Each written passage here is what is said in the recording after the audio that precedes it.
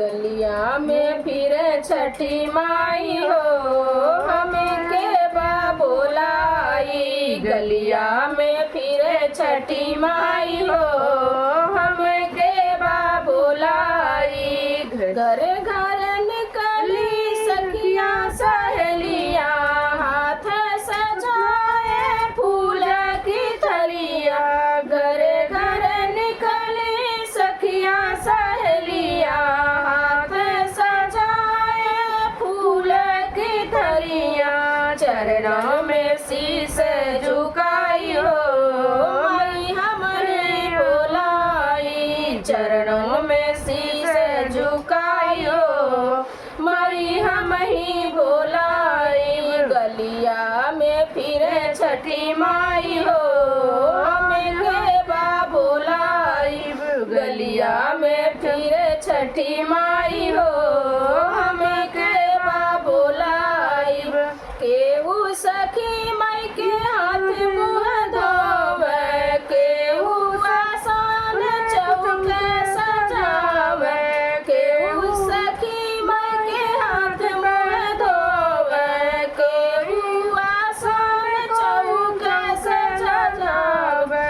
केहू चवर डोलाई हो, माँ छठ रानी आई। केहू चवर डोलाई हो, माई छठ रानी आई। गलिया में फिर छठी माई हो, हमें के बा बोलाई। गलिया में फिर छठी माई हो, हमें के बा बोलाई। अने धन वासन बहुगर तेरे, भगवान रात के माँ मेरे।